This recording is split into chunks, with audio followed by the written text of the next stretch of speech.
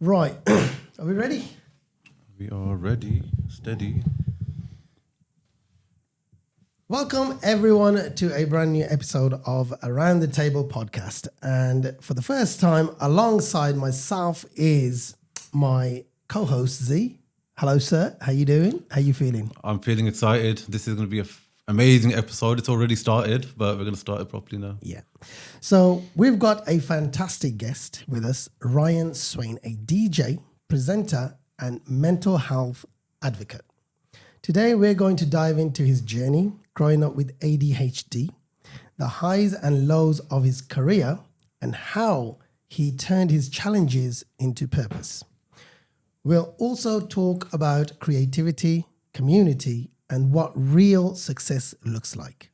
So grab a cup of coffee, get comfy, and let's get into it. Ryan, thank you very much for coming. No, thank you for having me on. This is going to be a great conversation. So I just want to let you know, just be yourself, just open up. And, if there's anything that we haven't asked, you can throw in the questions, whatever it is. Absolutely. It's going to be, I just want it to be as informative as possible. Yeah, sure. The highs and lows of ADHD. And, There's plenty of them. Yeah. How long have you got? Oh, we've got about 6 hours. Yeah. Brilliant. Is that enough? Yeah, well, maybe not, but we'll try and cram it in if we can. Part and one. We've got Ryan's lovely father with us as well behind the cameras. We are going to get him on for a couple of questions. We'll sneak him on. End. Yeah. Definitely, we'll sneak him on. Yeah, that's if you can see him in his camouflage gear. With a bush behind us. It's going to look like Bear Grylls. On this side. Right, Ryan, I just want to get straight into it, right? Yeah, when sure.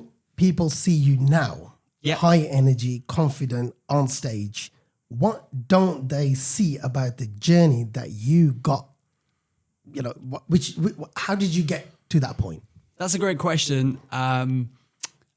One of the things that people don't often see, because my personality is larger than life, got big energy, big charisma, I'm confident and I'm happy. I'm not complacent, and I'm certainly not somebody who thinks I'm bigger and better than I am. I'm just myself to everybody, and I treat everybody equally the same. However, what people don't see is the pain that I carry from misunderstandings, from judgment, and lots of years and years of people not understanding my behavior and who I really am, the acceptance, people not accepting me. I think that's painful. And not only is it painful, it's tragic, it's sad, because if people tried to understand other people better and just opened an ear or the heart a little bit to try and understand what's going on in their life, then and was able to communicate, I think a lot of problems would go avoided, shall we say. When you just made a point about people not accepting, is it the lack of education on ADHD that people still don't understand? I'd like to say, ADHD is probably the most misunderstood label that's thrown out there. However, I personally think it's hard to explain. I think people just don't have time to accept anything these days. And that's quite a sad thing, because everybody's so busy. They're basically in survival mode, and they have been for a few years since the pandemic. I feel like things have gone backwards, not forwards. Oh, wow. I was going to ask you. Yeah, absolutely. I totally believe that. I think society in general at the moment, and it's really sad and tragic, not every society, but a lot of societies are lacking empathy. And that's something that I see in all generations at the moment. And it's scary, but if more people just communicated, just acted more naturally and did what they thought was the right thing for other people, I think the world would be a better place. Now, if we went back to a younger Ryan, right, before the radio, before the awards, what was life actually like inside your head back then? It was absolute chaos. Really?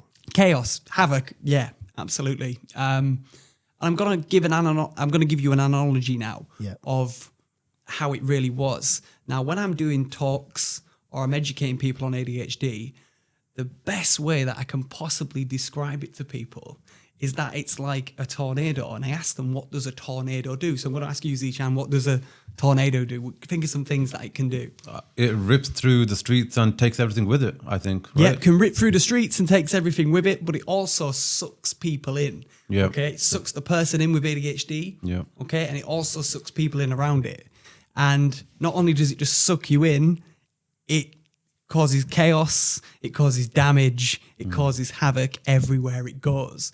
Now, ADHD is basically the tornado, and that's the way I see ADHD, a tornado, a whirlwind, and that's what you are. And everywhere you go, this tornado follows you. ADHD follows you everywhere you go, from being an infant to adolescence into adulthood, and it doesn't go away. The problems just get bigger and bigger and bigger, darker and deeper. So is there like no opportunity to recover from the damage, the chaos, like you said? Yeah, absolutely. Because that's what happens, isn't it? Like you go through something and then it's like, okay, I need to recover from this situation, whatever just transpired. And then it might happen again. But do you get that opportunity to recover, I guess? No, because one of the conditions with ADHD is that you're quite forgetful. And your mind, instead of being present and being mindful and in the moment, you are 10 days ahead of everybody else in your head. Yeah. And you've lived every day from that day to this day. So you basically just, your mind's whirlwinding constantly, and it is going at 1,000,000 miles per hour. Thoughts, ideas. I have to write ideas down, because if I don't, I'll forget them. It's all up here probably as well. Yeah, because I'm on to the next idea. As soon as I've come up with that one, I'm not actually putting in anything. I'm just putting things down on paper, because if I don't do that, I'll just forget. Basically, is that a way for managing it, would you say, or slowing things down in your mind a little bit, writing it down? And stuff like it's that? Trying to just harness it and just rein it back a little bit, because you can just literally propel yourself into the spotlight, and then it's just carnage, and that's what a tornado causes: is carnage and chaos and havoc. And if you look at it from this point of view, and this is what I educate kids on, okay. A tornado is extreme weather, okay? But it's also a natural occurrence. ADHD is a natural occurrence. It's a neurobiological condition passed through the gene pool. So chemical imbalance in the brain. So what I'm trying to say is ADHD and tornadoes have so much in common. They're basically the same thing. Now, whether you intentionally or unintentionally want to cause the problems that come with each thing is irrelevant. It will happen unless you can get it under control, you can harness it, and you can use it correctly. Now, that's a negative. A positive to look at this is if I was to place that tornado in a different environment, okay, so I take it out of Birmingham and I put it out at sea, way away from people and society, put it in front of a wind farm, so we've got wind turbines, that's going to power a lot of things. Okay, it's gonna give you more power, and it's gonna save a lot of lives and create a lot of good. I love that analogy. That's great. So it's a really good way of looking at it. So if it's harnessed and used and utilized in the right environment, it can do a lot of good. If it isn't, and it isn't accepted, and it isn't used correctly, it can cause you a lot of problems, and it will always cause you a lot of problems. And I'm living proof of that. I think we need to take him out in the Atlantic Sea. Yeah. You'll have to get me a better coat. We need more renewable energy. We're going to touch upon that, I think, a bit more later on in the show. But I really wanted to ask you about, now I look at you and you're really well put together. You look successful. You're doing well for yourself. But what is the misconception that people have about ADHD? I love that question. That's even though you look question. great, even though you look like you're doing your thing and you're a dad, obviously you're a husband, a son, and you do so many different jobs. What's the misconception that people need to understand? Again, it's that misunderstanding, the not accepting. But the big thing that you've hit on there for me personally is you've mentioned some very glamorous things in my career and things I've achieved in my life that every person sees. However, they haven't seen what I've gone through to achieve those things. And I'm going to tell you straight, was I ever supposed to achieve those things? Absolutely not. Because the system wasn't ready to accommodate me and my behavior and the way I was for those things to be achieved. Everything that I've done for myself. Yeah. And not in a selfish way. Yeah. I've just battled through, persevered through, and built up my resilience from knockback after knockback and setback after setback. And that is such a tenacious ADHD trait, is that I think the popular misconception and the misunderstanding around it is that people with ADHD can sometimes be seen as, oh, look at him, he's just doing it for attention, or he thinks he's bigger and better than he is. That's not true at all. I don't think I'm better than anybody. I treat everybody equally. I don't judge anybody because I've been judged my entire life. And I certainly don't think I'm better than I am. All I want to do is do the best I possibly can, not just for myself, but for other people as well. Yeah. And ADHDers they're not happy at putting 90% in. We want to put 110% into everything we do. So like I said, it can come across like we're larger than life because we just have such a burst of energy all the time. Yeah, a burst of energy, you know, and it's tough because people misunderstand that. I get asked frequently, you know, do you take drugs? How many energy drinks have you taken? it's like I don't do any of those things. And can I have a bit of that? Yeah, can I have a bit? Exactly. But when you say I don't do those things, that people laugh at you and they think, oh, well, they don't understand that this is a chemical, neurobiological condition that I live with. Yeah, it looks hilarious, or you know, I can come across as all these things that you're describing. Yeah. But equally, I get ADHD burnout, where I feel anxiety and I feel depression, and I just feel really unmotivated, and I have to battle my brain and body constantly to do things, and it can be a real nightmare. That impairment between brain and body. Like I said at the beginning of this podcast, my brain is going 1,000,000 miles per hour, and it's burning my body out. You'll understand this, right? No, I don't. No. The reason he's so calm is because he does it in the gym. Okay, so you go to the gym and you work out, and you people do that for various reasons, to lose weight, or they're interested in being the best version of themselves, or fitness.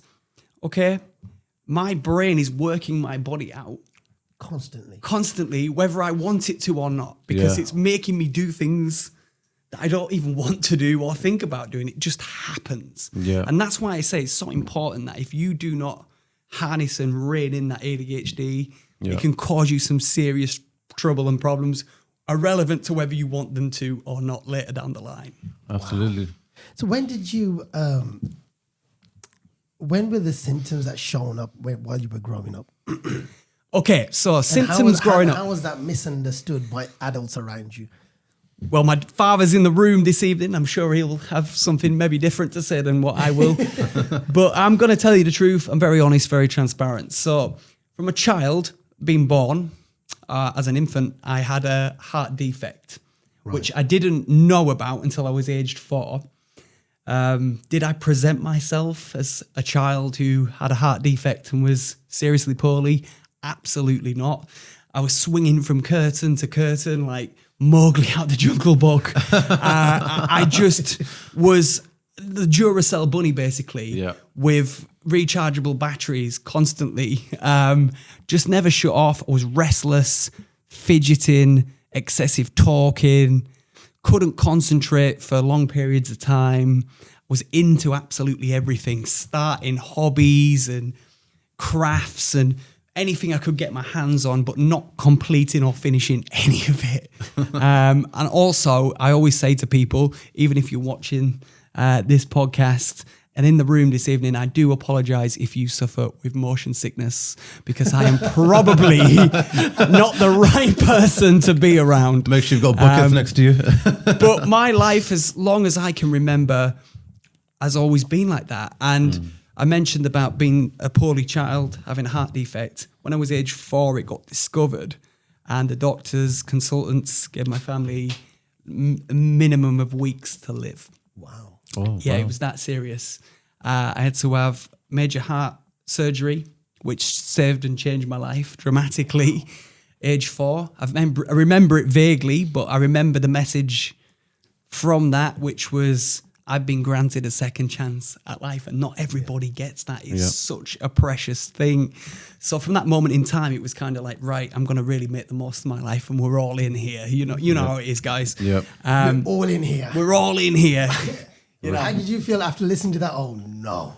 Oh no. I'm gonna have to chase him down every day. From curtain to curtain, right? And now we're all in. What? But I was, honestly, seriously, I mentioned Mowgli. It was like Tarzan, vine to vine. Yep. Anything I could climb up or get up on top of, or, just big. Constantly go, running. And we go back to that whirlwind, that tornado. Yep. Tasmanian devil, of Looney Tunes. Yeah. That was me, just everywhere I went. And as a child, people find it humorous. Yeah. It's a little bit more accepted. Yeah, the child, yeah. He's just being a kid, Yeah. But when that presents itself into your teenage years, into your adolescence, and then adulthood constantly, then people aren't as accepting. People have expectations, which we'll talk about into the education system and things. Yeah. And you are basically always questioning yourself. Yeah. The amount of times I've asked, why am I like this? Yeah. And apologizing for everything that you do. Wow. I don't think there's even a word that describes the number of times that I've apologized to people. That number, that figure, there's no word that describes it, because I've said sorry that many times. And also, when you're a kid, who do you compare yourself to, right? Because there's nobody else that's probably going through what you're going through. Well, I used to compare myself to Jim Carrey, but... Oh, okay. Alrighty then. Ace Ventura. Alrighty then. I was going to say, do you have an impersonation? But clearly, he's got it. I love it. So when did you realize that ADHD doesn't, it's not a flaw, and I can actually use it as a superpower? That's a great question. Right. So I've mentioned there about apologizing constantly, always questioning and doubting myself. Why can't I just be like the other kids? Why can't I be like everybody else?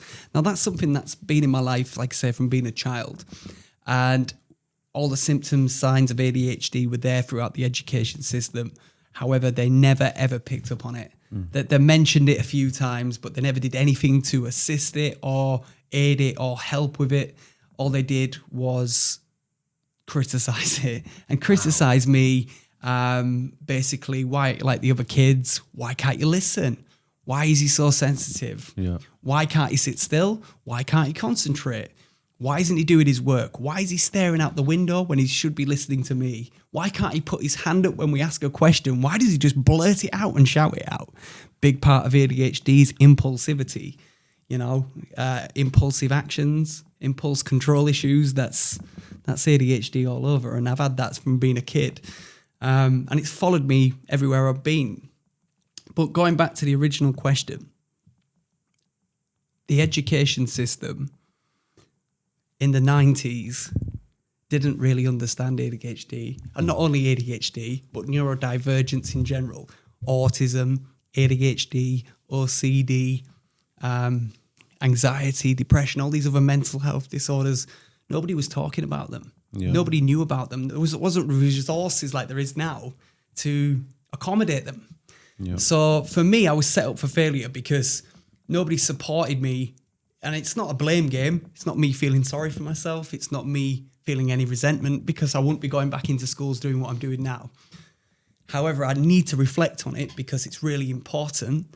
I don't think a lot has changed in some respects, because there's still some schools out there that don't talk about these matters and issues. And to me, that's wrong, because if you can assist, support, even open an ear to a young person who is showing these signs and symptoms and maybe going through this in life, then you are already helping them and making them understand to get the help later in life that they may need. It's when it isn't acknowledged and they go into adult life and the bigger mistakes are made and the problems start reoccurring constantly, that's when it's dangerous. So that's why I do the work with the kids and things. Do you like remember the first time where you were like, and you realized, okay, I'm not lazy, I'm not what they say I am, my brain's just wired a bit differently. Like, do you have that realization? Yeah, like I said, I was always used to be anyway. I was always apologizing for who I was. And another way of looking at this is the way I look at it now and inspire people now is I truly believe everybody should be allowed to be their true, unique and authentic selves. Yeah. And they should be accepted for that, not punished for it. Yeah. And for me, I was punished for the way I was, and I'm speaking on behalf of millions of other people that have experienced this or feel this. And it really is tragic. It's sad because all you are doing is comparing that person to everybody else, and one size doesn't fit all. Yeah, and I don't think the system understands that, and it seems to be like manufacturing everybody on statistics. It's like you all need to learn this, and you all need to. Well, what about the kids that are gifted at art and music? What about the kids that are gifted at sport and fitness? Yeah. You know, where do we accommodate them? You know, it's all right saying, yeah, they need to be academic. Well, not everybody is academic in that respect. It's like intelligence. Intelligence presents itself emotionally and mentally. And I feel like sometimes people can be incredibly emotionally intelligent. They don't have to be academic to be emotionally. Anybody can be emotionally intelligent. Just have to experience that picture, isn't it? It's like that picture of those animals. Yeah. And they say, okay, they ask the fish to climb the tree and the monkey to swim. Yeah. It's just never going to happen. They're in the wrong environment. Wrong environment, exactly. Yeah. I'm totally with you on that. And again, we're made to believe we have to go to school. And yeah, of course we do. I'm not here to say otherwise. But there's lots of different ways of schooling people. Yeah. There's alternate learning. And I've done a few schools on this tour where it's opened my eyes, because if we had somewhere like that in the 90s and the 80s.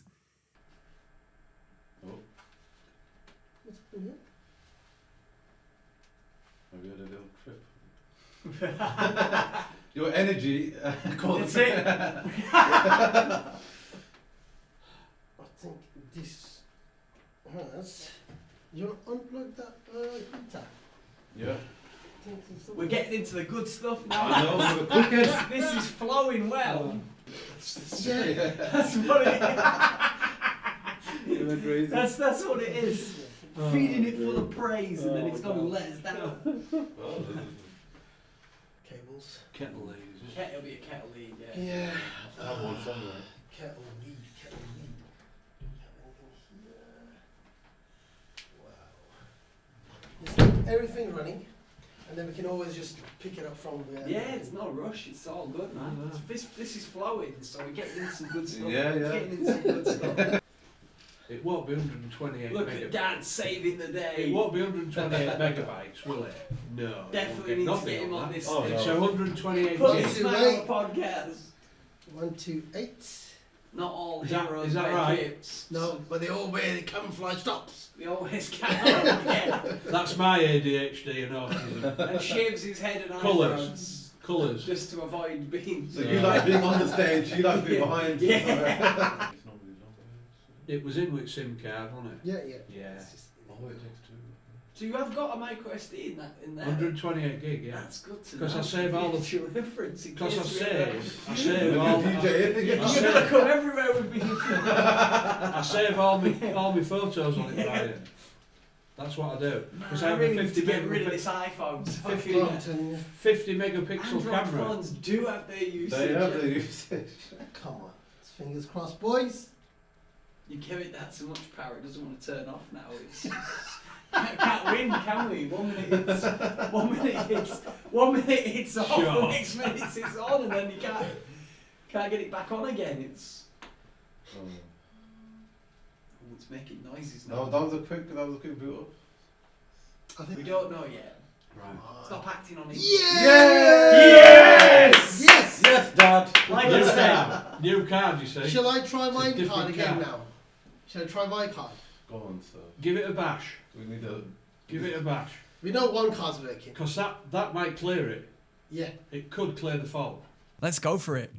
Right. Okay. Welcome back from this fantastic commercial, which lasted about 45 minutes. Right. We had a bit of a technical issue. Our system went down. But we are back and we shall continue the conversation from where we left off. Z, I believe that was your question you asked. Would you like to ask the question again? Yes, I would.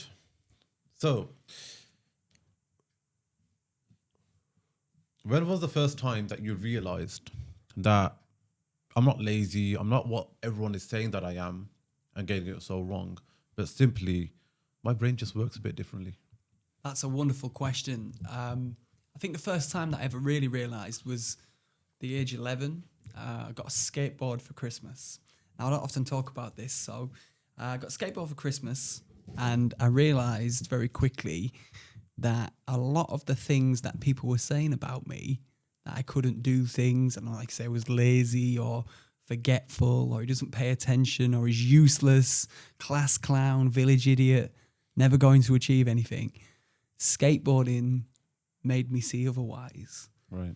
Basically, I'm going to explain why. So, from a young age, I've always been very proactive, and I've loved sport, I love being involved, wanting to make friends, wanting to play team sports, football, basketball. The problem with playing a team sport, people have expectations. Even children have expectations in the playground. And I would have lots of enthusiasm. I love football. You know, I was all over the pitch as a kid. Like the Tasmanian devil, that tornado, that whirlwind that I keep referring to. Yeah. Everywhere, very good at distracting people. And basically, I got an opportunity to play in goal. And I thought, yes, this is great. We turned up to games, lots of enthusiasm. I'm going to telling myself I'm going to focus. I'm going to save these goals. I'm going to win. We are going to win as a team. Did it ever happen? Absolutely not. Because I got on the pitch, the whistle would blow and an aeroplane would fly over, or there'd be something going on in the tree, a squirrel running up the tree. That old chestnut, pardon the pun, of ADHD and, oh, hey, look, a squirrel. It's so cliche, but Wow. But yeah, it was kind of like that. Distractions everywhere. Yeah. And I would lose focus very quickly, lose concentration, and I'd be daydreaming, big Hollywood blockbuster daydreams going on in my brain, not concentrating on the game. Bam, we're 1-0 down. And after 1, 2, 3, team starts to vent their frustration inwards, and I would get the brunt of it all the time, shouted at and told all these derogatory things. And I've had that my entire life. So when I got the skateboard for Christmas, it was an opportunity to be really proactive, channel all my energy into something, but also it's an independent sport, so I didn't have to rely upon anybody else to do it. And I learned very quickly that it takes a lot of resilience and a lot of perseverance to get good at skateboarding. It also taught me the most cliche, but the most important lesson in my life, which is you are going to fall hard, but it's whether or not you choose to get back up and try again. That is what's going to define you, and that's what really matters. And I've fallen lots from not focusing and not paying attention skateboarding, and I've learnt the hard way, but I've always done it, and it's exciting. That it's like that hit of dopamine that my brain is constantly chasing. You know, I need that stimulation, and skateboarding was wonderful for that. But another thing that I'll speak about quite eloquently about skateboarding to you is the fact it's taught me everything that I know. The guy that's sat in front of you right now, it's taught me everything that I know about culture, about art, about music, everything. It's taken me to different countries. It's taught me about different creeds, different races, different cultures, different ways of living. And if it wasn't for skateboarding, I wouldn't have done all those things. I wouldn't have traveled to all those places, seen those things, met those people. Skateboarding introduced me to everything that I know now. And I taught myself how to skateboard. Like I've taught myself to DJ, like I've taught myself to draw and paint and basically just do everything that I'm doing right now. Nobody's taught me those things. These are things that I am giving back that I've learnt myself. And anybody can do these things and achieve those things at any age if they really want to. So what's the connection between skateboarding and an ADHD? That's a good question. The connection for me personally is that they're fast, furious, and dangerous. And ADHD is all of those things combined if it isn't used and harnessed correctly. If it is used and harnessed correctly, it's mesmerizing, spectacular, and wonderful to watch, I think. So, bottom line is if you have, or if you're suffering from ADHD, get in a fast car. Yes, Responsibly, obviously. absolutely. Right. Or do something that's going to match your energy.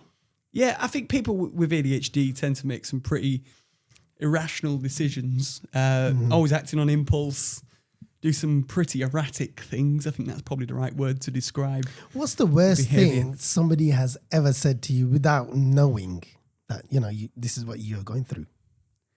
Oh, that's a really deep Must have question. That's a thought, good question. A lot of people seem to think that I'm some sort of millionaire, everything's made for me, privileged. None of that's true. Not that class matters, because people are people. Yeah. We're all human beings. We should all be treating each other like human beings. Nobody's big and better than anybody else.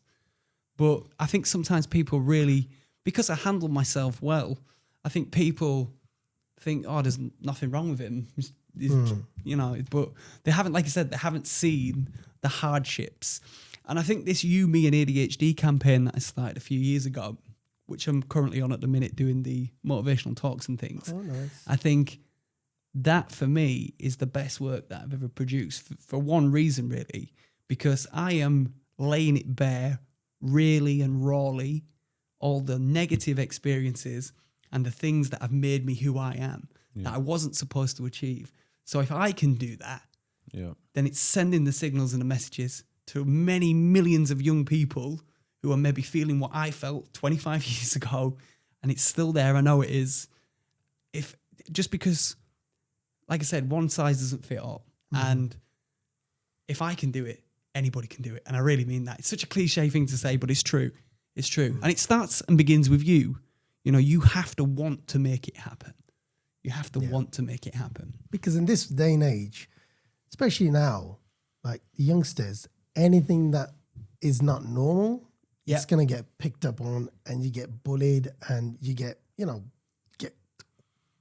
get told all sorts of things. Absolutely. Yeah. It's And that it's just herd like- mentality, isn't it?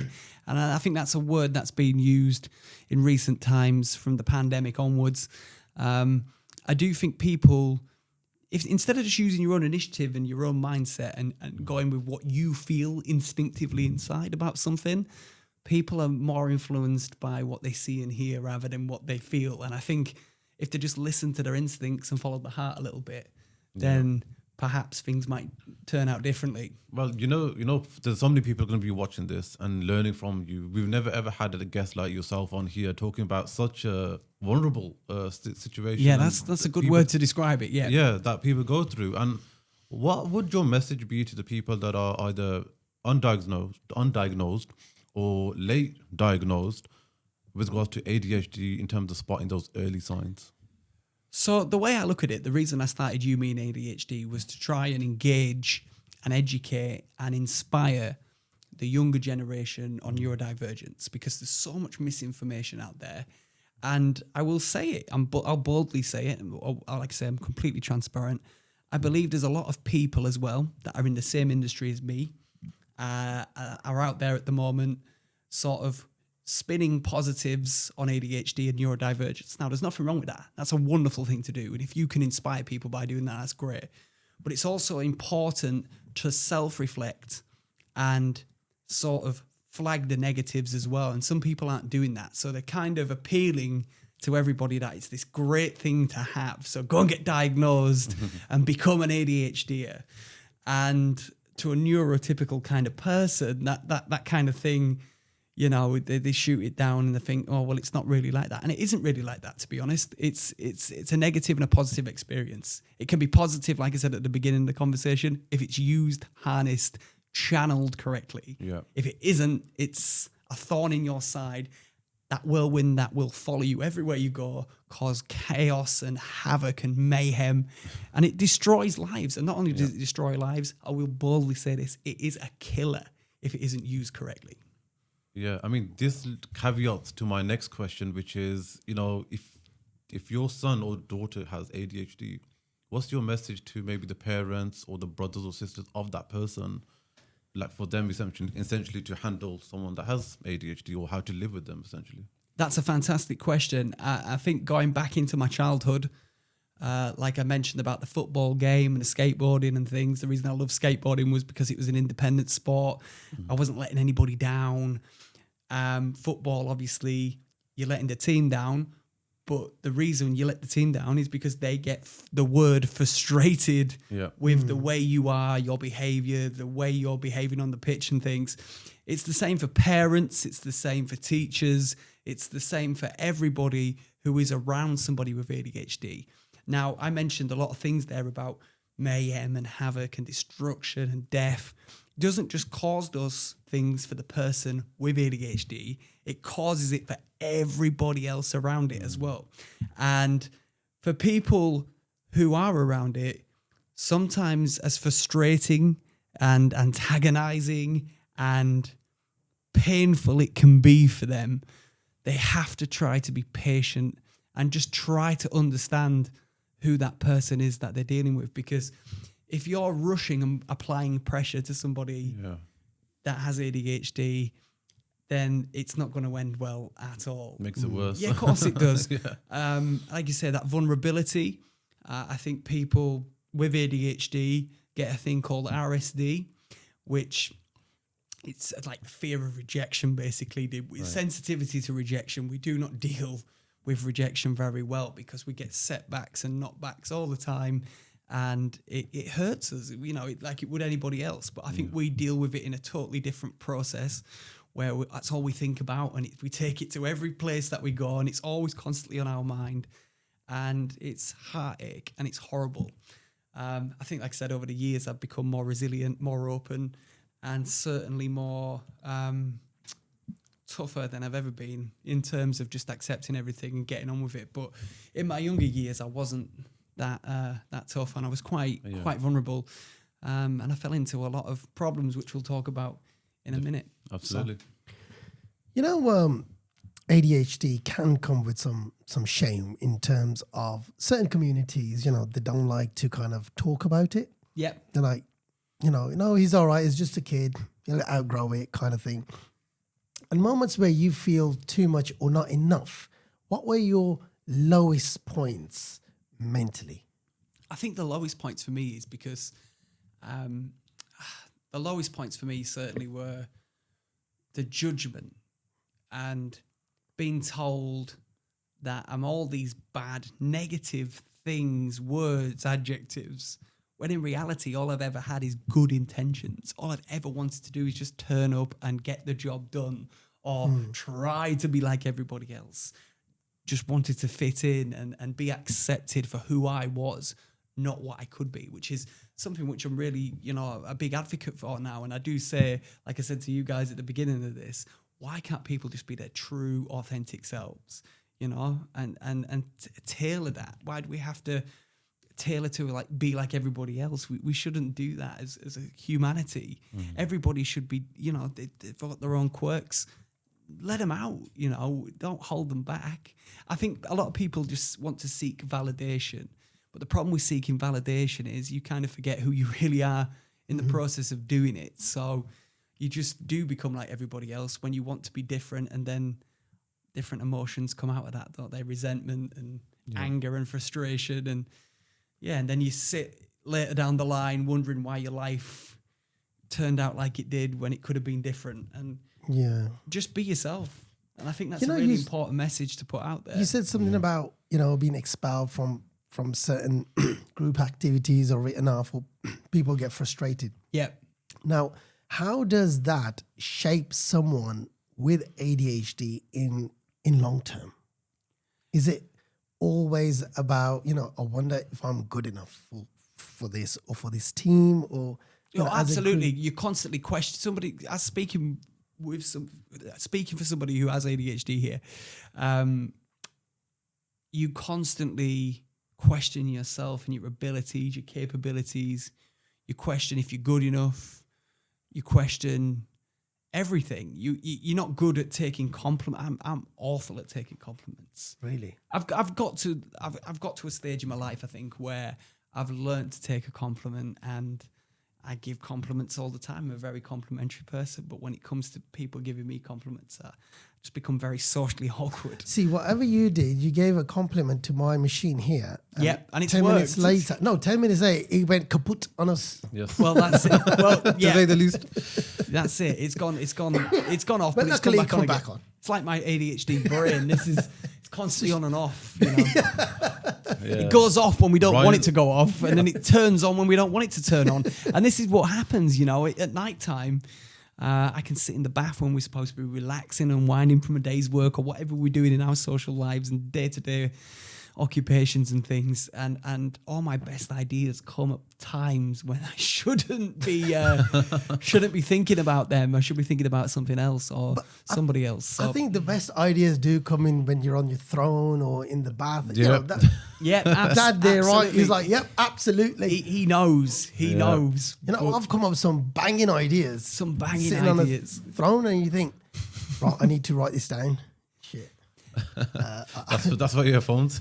just dipping back into that last question. I mentioned about RSD, the fear of rejection, the sensitivity around it.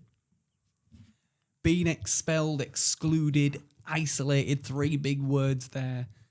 That is something which somebody with ADHD can frequently experience. And I'm going to tell you a story. It's basically about my education, obviously from primary school, as we talked about at the beginning, swinging from curtain to curtain like Mowgli out of the Jungle Book, excessive energy, impulsivity, excessive talking, fidgeting, not being able to sit still, forgetfulness, daydreaming, laziness, as they described it. Yeah. Sitting on the chair, rocking, knee going 10 to the dozen, all those signs, symptoms. At primary school, bad reports, but they're not really taken that seriously. When you get to secondary school, the expectations are huge, and you've got to present coursework, and you've got to do all these things the education system expects of you. When I got to the age of 15, things were that unbearable for me that I just acted on impulse and started to believe what people were saying about me, you know, about what the teachers were telling me, the kids in the playground. And that vulnerability came in because I got accommodated by a group of people who did do bad things, not because they had a neurodivergent or any mental health disorder, just because they just liked causing trouble. Some people just like causing trouble, unfortunately. And ADHD and trouble go hand in hand. And unfortunately, the British media, the press, have never really shone a positive light on ADHD. It's always been negative experiences that have been highlighted. So people's opinions on it are, oh, it's a bad thing. I don't want my child sitting next to the child with ADHD because they're going to disrupt him and distract her and whatever else. So it's always been tarnished. ADHD does, that acronym has always been tarnished. And I think at the age of 15, from being told all these things, I started to believe them, got involved with a bad crowd of people, and the bad crowd of people just got worse and worse and worse to a point where they started hurting people. Now, everybody has a conscience. Everybody knows right from wrong. People's opinions on right and wrong and morality are totally different in different cultures and things, and I totally respect that. But we all have an instinct inside. We all know when something's right, when something's wrong. And my instinct told me that what was going on was wrong. I knew what right and wrong. My mum and dad have done a wonderful job of bringing me up like that. And I said, I can't do this anymore. Spoke up, found that confidence to speak up, and it impulsively came out. And this group of people at school turned their frustrations inwards on me. They didn't like the fact that I was being honest. And I was telling them that they were wrong, because usually it's me that's wrong, you know.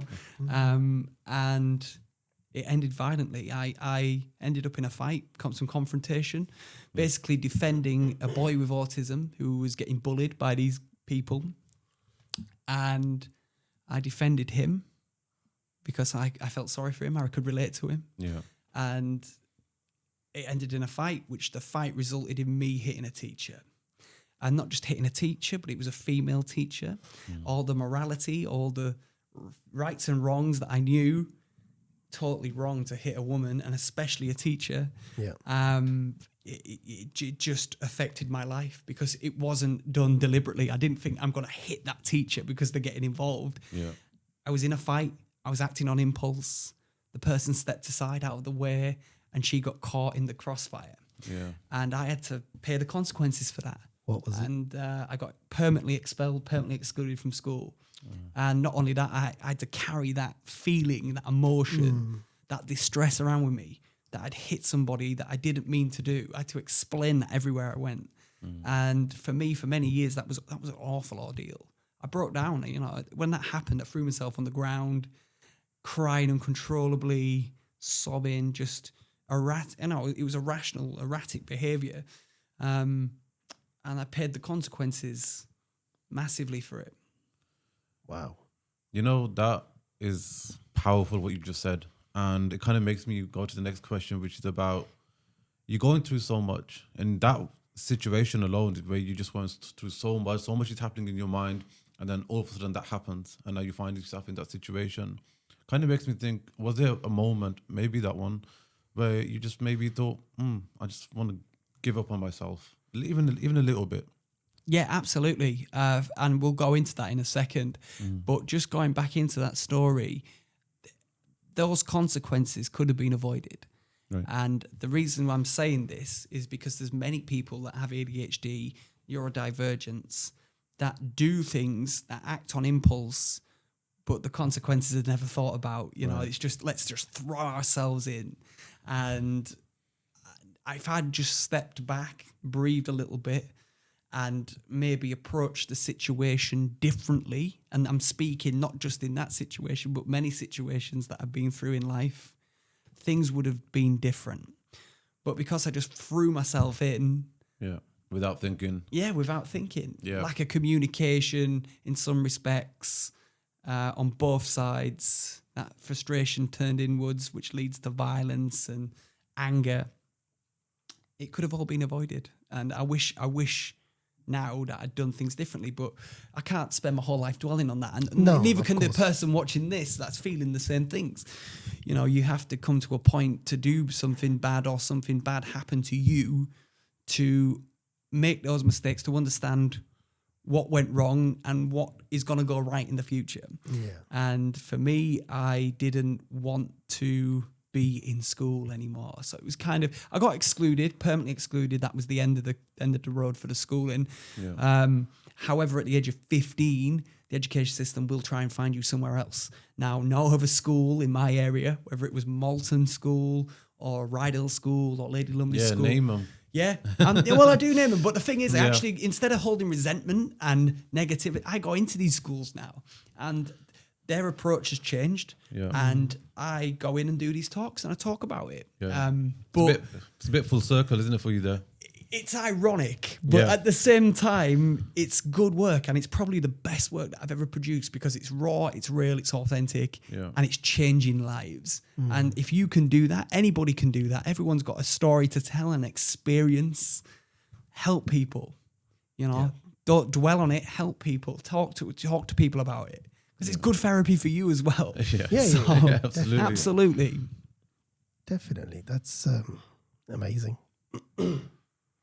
But yeah, when I got kicked out of school, I will just say this: when I got kicked out of school, like I said, no other school would touch me. So the education system was like, right, he needs to be in something. So they found me PRU because there was no other alternative. And PRU stands for Pupil Referral Unit. And I was sent to Scarborough, and a taxi used to come and get me in the morning, send me 24 miles to the coast to do my learning. And on the first day of PRU, I got sat around a table like this. Around the table? Yeah, around the table. And got sat down, and all the kids were looking at me because I was a little bit different. I had long hair and things there, and I was into skateboarding. And I never judged anybody, but obviously people judge you. So got sat around the table, and the first question was, well, it wasn't even a question. There was no politeness. There was no niceties. Hi, how are you? What's your name? First thing one lad said to me was, so what are you in here for then? That was the first question that was asked. So what are you in here for? It's like a prison question. Yeah, exactly. What have you done? Exactly. It's the similar sort of mentality. Yeah. And me being me, oversharing everything, just being me, told him, and he started laughing, chuckling away. And he said, "Is that it?" I said, "Yeah, but I've done all these bad things. I can't listen. I can't sit still. I don't get my work done. I can't concentrate. I'm always acting like a class clown. I hit a teacher. It's terrible. And it wasn't just a teacher. It was a female teacher. And I feel absolutely dreadful because that's wrong." And he goes, "What are you rambling on about?" Yeah. I said, "Well, I'm telling you all these bad things." They're not bad things. I said, "What?" And he says, "Yeah, the reason I'm in here is because I stabbed somebody." And I was like, "What? What have I got myself into here?" And not only had he just stabbed somebody, he stabbed somebody because they owed him money. And I won't obviously mention what foreign things, but you can work it out. And at the age of 15, I kind of just sat and thought, wow, these people have done some seriously wrong things, some bad things, criminal things. And I'm nothing like these people, really. But we're all, here we are, sat around the same table. Wow. And do you know what? I'm going to say it. None of them people ever judge me, and I never judge them. And in the space of time that I worked with those people at PIU and Riotas, I achieved more in that environment because it was a totally different working situation, alternate education. I learnt more in that environment than I ever learnt in any mainstream schooling or any lessons. Why do you think that is? Is it because it was just raw and real? It's raw, it's real, but it's also done in bite-sized chunks, so they're not overloading you. The expectations aren't as high.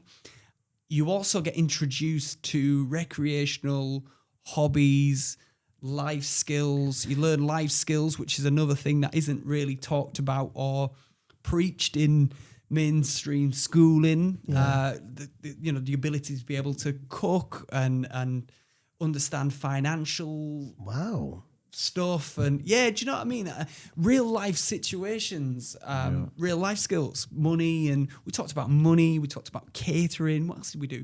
Technology, everything. We just talked about it. We did it. Amazing. That sounds a bit like homeschooling. But it's exactly what that is now, homeschooling. But we didn't have that in the 90s. It was you sent to a bad boy school, PIU, or Riotas, re-education other than at school. That was my saviour. And there was a gentleman called Rob Brown, and he was a teacher, lecturer, but he was also like a youth mentor, and he was my saviour. You know, he understood, the calmest, nicest guy you could meet, but he really understood me, and nothing was a challenge to him. You know, he didn't judge people. It doesn't matter how demanding or challenging their behaviour was. He worked with them, and he tried to always see the best in them. And he inspired me to be like how I am now. Wow. You know, I always try to see the best. I think everybody's got qualities, you know. You just need to see them in yourself. You need to believe them. I wish people would do that. I really do. I really believe that, you know, in this day and age now, schools, teachers are just there for their paycheck. Honestly, they're there to play a part. Do you know what I'm going to say? Clock in, clock out. See you later. I'd like to agree, but I've seen a different perception of schools since I've been going into them over the last few years, doing what I'm doing, and I do think some of the teaching staff, especially the special educational needs staff, the SENCOs, and some of the actual teaching assistants have an incredibly challenging job. It is, yeah. And some of the teachers want to do more things, and they want to explore more things and understand more things, comprehend more things, but the system isn't letting them do it. Yeah, and that's the problem. Agreed. I think a lot of people point fingers at teachers and SENCOs and things, but it's the system that's broken, not necessarily the teacher. I can say that because my wife's a teacher. So. Well, there you go. And I always say that to her. So she's the problem. I'm impartial. I'm not getting involved. I did not say that. I did not say that. But I mean, that's how it comes across. Yes, you're right. Not all teachers are just there to clock in and clock out. Again, the system, it's what they can and they can't do. Absolutely. So there's a lot more to it. But as a parent, the first line of attack is the teachers. The teachers, that's the only people that you see. And my mum, my dad, and my family with me as a child have experienced that firsthand. Like I said, in the 90s, this ADHD label wasn't as well compromised as it is now. So nobody really knew anything about it. Yeah. People just said it was just an excuse for lazy behavior, naughty behavior, bad behavior. When in reality, we just learn differently. You know, I've always thought that. It's like when we were growing up, there was no ADHD or autism or this or that. It was just that's good. That's good. You're hooking me into something here. Do you know what I mean? And now Yep. listening to yourself, it's like it was lack of education all around the whole about it. Absolutely. And I truly believe, this is my opinion, but I truly believe that ADHD, with it being a neurobiological condition, truly believe that it has been around since the beginning of whatever we believe. Just merely because if you look back in history, as far back as you can, you look at certain figures in history, whether they're notorious or influential, some of the things that they've done, the behavioral patterns, how they've conducted themselves, to me, doesn't just present ADHD, but it presents a whole list of neurodivergence and some very serious psychological mental health disorders, because they wouldn't have done the things, good or bad, that they have done without them, in my opinion. What do you think about that? I agree. Yeah. I agree, because then when there's something less, you will have something more in a different Yeah, exactly. department. Yeah, of course. Absolutely. to kind of counterbalance that. Yeah. That's always, there's not a human being on this planet that is less than somebody else.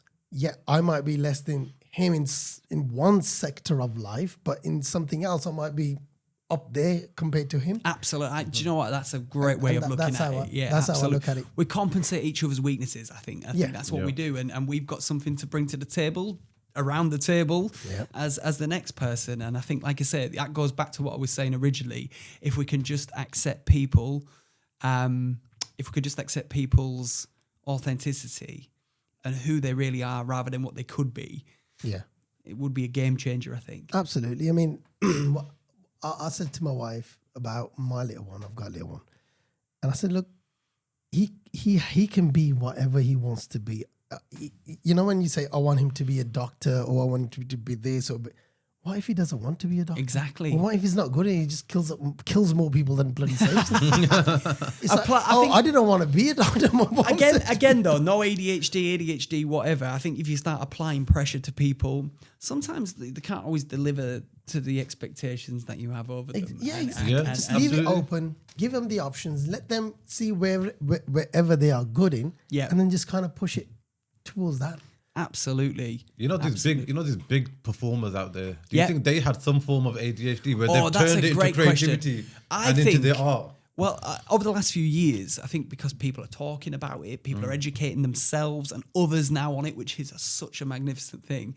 I truly believe if you look at any sort of artistic person, I'm not labeling, I'm certainly not diagnosing people, but I do think a lot of creative people, even sports people, athletic people, have some form of ADHD. Yeah. You know, if you look at some great fitness people, like some great NASA. Yeah, we look at some great athletes like Michael Phelps. Look at all the gold medals that guy's won. Yeah. Nobody can touch him in swimming. Yeah. He's got ADHD. He admits he's got ADHD. He's very open about it. And he's also said, would I have achieved these things if I hadn't had ADHD? Probably not, because it gives him surplus energy, which gives him the advantage in the pool to other swimmers. And it's exactly the same. I'm a distance skateboarder as well as a sort of a vert skateboarder, as we call it in skateboarding, which is I do tricks on mini ramps and half pipes and things. Okay. But to be able to do the distance skating, you need a lot of resilience, but you also need a lot of determination and a lot of drive and focus. And that's why I got into distance skating. Because in sports, you can't be normal. You just can't be normal. You can't. You have to be in a very extra. lame, in a good way. Yeah. Right? To achieve what you achieve. And like now I've kind of taken up boxing. And honestly, I do 12 rounds, about 45-second rest. And it just makes you think that someone is going to be sitting on a couch and thinking, oh, that guy's a shit boxer. He's rubbish. He should have done this. He should have done that. And I'm thinking, you know how hard it is? Even though I know there's no punch coming towards me, I'm just doing pad work just for fitness. Yeah. It bloody takes it's it a tough sport. out of you. Now, that goes with any sport. At the level of competing, Olympics or whatever it is, you can't be normal. You have to, something has to be not right to kind of go full force in a good way. Yeah, of course. I speak to my subconscious a lot, and that speaks to me. And I think if people started listening to the subconscious a little bit more, then they'd do more things. You know, it's telling you to do things for a reason. Yeah. Now, my brain and my body are impaired. I've got ADHD. So sometimes my body can feel absolutely exhausted. And the way I describe this is ADHD is like ice skating uphill, okay? Imagine that, all right? It's exhausting, it's tiring, all right? But you can get there. It's just a long process. You can get to the end, but it's a long process. It's a tiring process. It's an exhausting process. Because your body is going to be tired. Exactly. But your mind, because your mind's got so much energy, like, no, carry on. You got this. Whereas normal people, I shouldn't say normal. They'd look at the hill and be like, I'm not putting the ice skates on. Exactly. Yeah, They're like, that conscious that's the decision difference. to not do. Can you say normal people? Am I going to get in trouble? I think you're probably going to get into trouble, but we'll rationalize that and we'll say Well, what he's trying to say is neurotypical people, which means the everyday person, right? That's, You know what, see, we're I didn't learning, go. we're learning the terminologies here. The reason- Educating everywhere we go. there we That's go. what we're about. Yeah, we're educating. You know, if I'm wrong, I'm wrong. I do apologize. Don't apologize. It's fine. It's You fine. know what I mean, right? I'm not a normal person, so we're okay. You know, that word's gone out of my mind these days because honestly, the people I come across, I'm like, how are you normal people? What is a normal person? The these thing days? is, I've strived to be what's classed, what's deemed as a normal person my entire life. Yeah. But in reality, people mention that abbreviation, normal person. I don't think anybody's normal. I don't think there's such thing as normal. It's like this happy medium that people want. It doesn't exist. We all feel things, and then good and bad. So yeah, because we live in a time now where people do want to differentiate a little bit, don't they? Yeah, absolutely. Let's talk about social media a little bit and how that's probably affected in a good way or a bad way. Oh, that's a good You topic know, to get onto. And now you got people that go viral for doing something that's abnormal, right? Something that the typical person, as you're saying, doesn't normally do or thinks, no, I'm not going to do that. I'm going to look stupid. My mom's going to beat me up. Like, I'm not going to do that. And they get famous from it. So it's like, are we all ADHD? Are we all trying to be like really abnormal in some ways or different? And how do we even combat that really? The way I see ADHD is if it isn't causing you any strife, but you're coming up with all this stuff that you've mentioned there, you can skate uphill or come up with something really creative or do lots of your fitness stuff and it isn't bothering you and it isn't affecting your everyday life and it's not a reoccurring problem after problem after problem, then yeah, there's probably a little bit of ADHD in everybody. However, a lot of people with ADHD have what's classed as reoccurring problems, what follows them, as I mentioned in the tornado analogy, from one place to the next, whether it's an occupation or a relationship or even going out for a drink, which results to not being able to handle it and then not being able to handle the emotions, feeling the RSD, getting oversensitive when somebody says something that you don't like and then result in an impulse, which is violence or anger, then it's time to start self-reflecting and self-accepting and trying to get some help with it because that's never going to go away and it's just going to get deeper and darker as time goes on. But yeah, social media's had a massive impact on my life. I think without it, I probably wouldn't have helped as many people as I have. I would have found a way or a platform, but not to the capacity that social media has done. So it is incredibly valuable and incredibly good in that respect. The negatives are it's open to anybody. Anybody can judge you. Anybody can look at you on it. And anybody can say what they want about you, which I think I've got to the stage in my, not just my career, but my life as a individual, as a person, where I don't take things to heart as much. I don't get oversensitized by it anymore. But when I was younger, I used to read into comments and feel a roller coaster of emotions, you know. And like I say, if I hadn't have gone through what I'd gone through as a child, adolescence, teenage years, etc., ADHD, undiagnosed, and felt that judgment and all the negativity around that, then I don't think I would have been as resilient as an adult on social media. Yeah. And obviously that's why a lot of people, they jump into the limelight and then they can't cope with that rejection, or they can't cope with that judgment, and it affects their life and their work. But I mean, I've started from nothing. You know, in my career, I've started from nothing.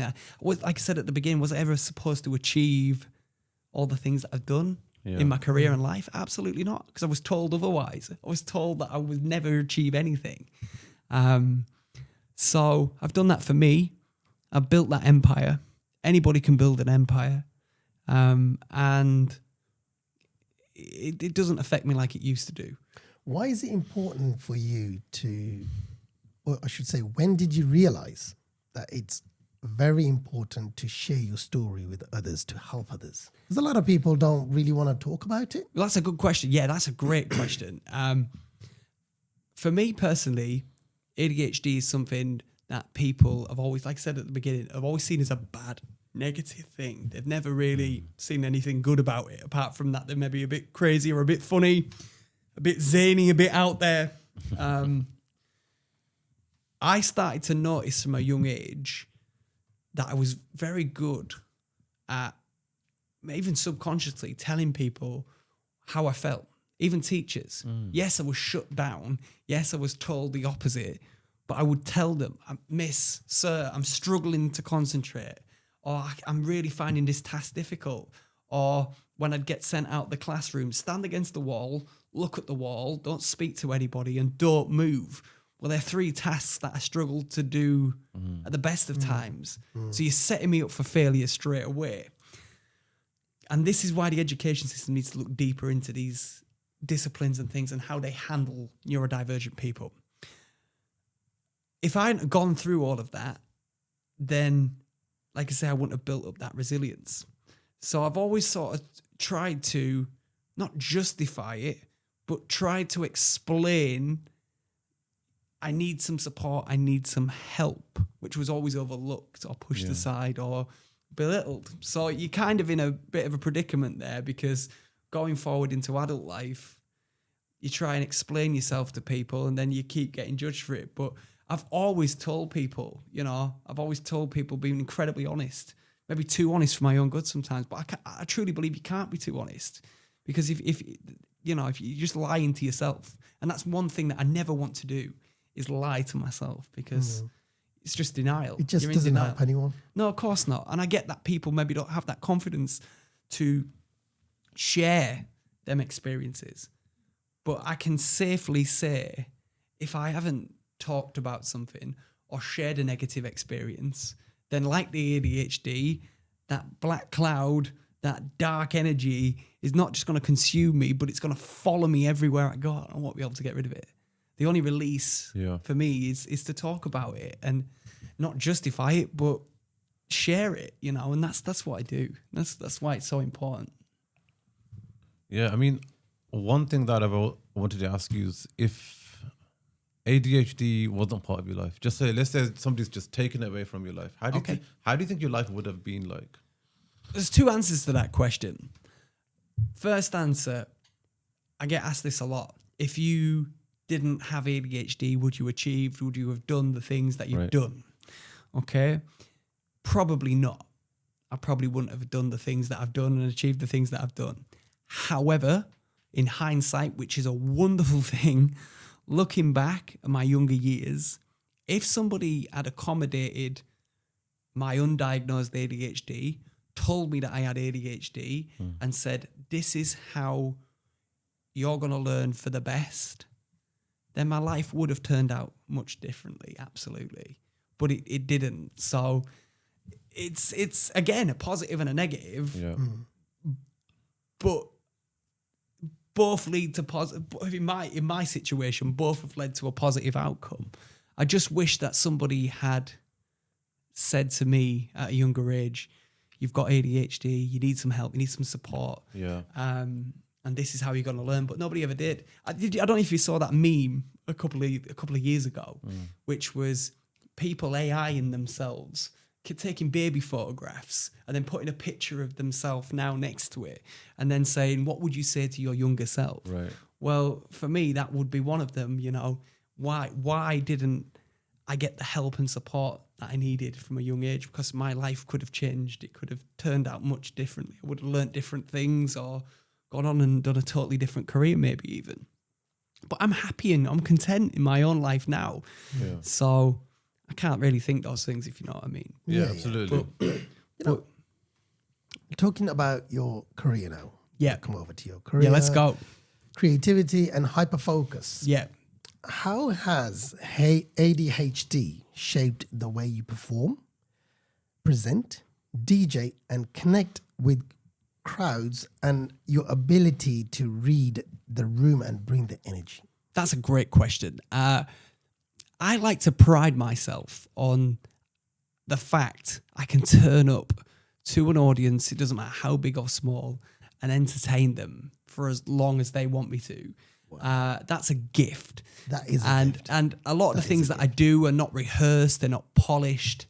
Then there's no ulterior motives, hidden agendas. It's just a raw performance from somebody who loves people and loves seeing good energy and spreading positive light on situations. So whenever I get an opportunity to perform, that's my therapy. That's when I come alive, and I love it. I love music. I love mixing music as a DJ, but I also like producing music, making music. I love art. I'm a big fan of art. Anything arty and creative, I'm on it.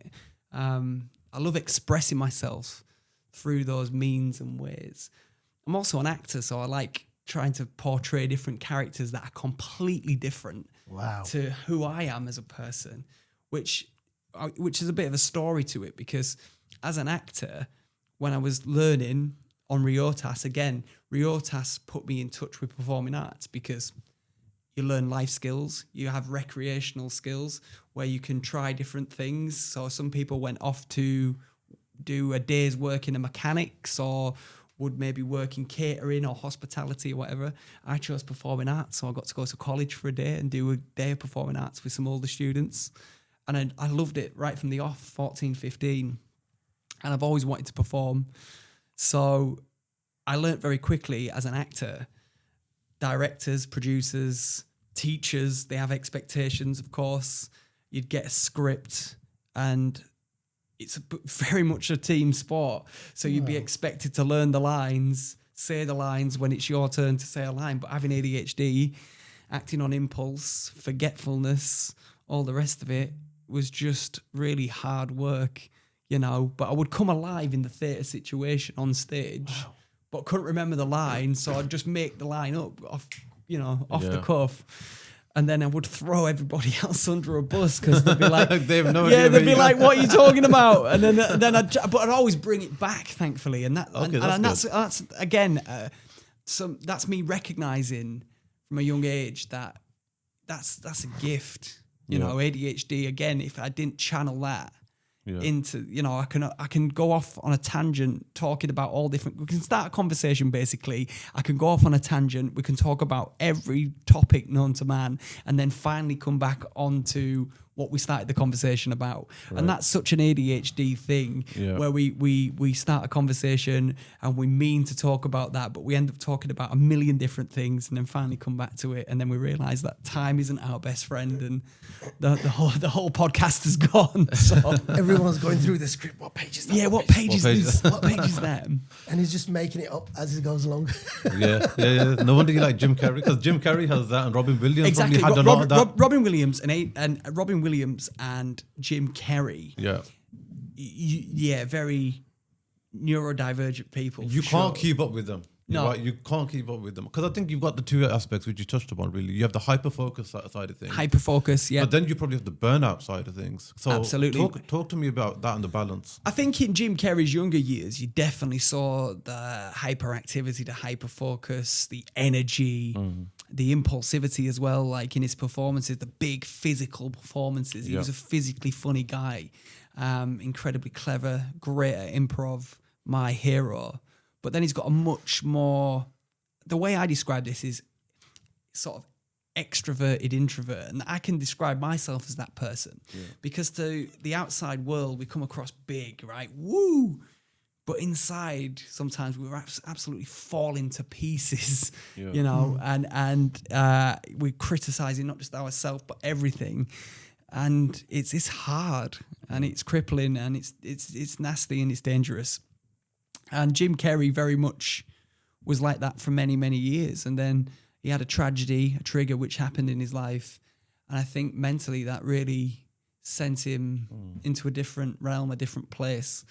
And he's really struggled over the last few years. He doesn't do as many films. Obviously, he's getting older and things, but you don't really see him, you know, he's a recluse, classed as a recluse. He's happy in his own bubble. It's just crazy what happens, you know. It just takes a moment. But this is the thing, this is a really important thing to say quickly on this podcast is I don't think anybody should ever judge anybody's mental capacity because we never know in later life where it's going to catch up with us. You know, there's other mental health disorders that aren't talked about that we all know of, but we don't see as a mental disorder. Things like Alzheimer's and dementia, you know, it happens to some of the best, you know, best people. And we should never judge it because we never know what's going to happen. Alzheimer's, dementia already. I forget a lot of things. You forget a lot of things. You maybe have ADHD. You know? Probably. I don't know.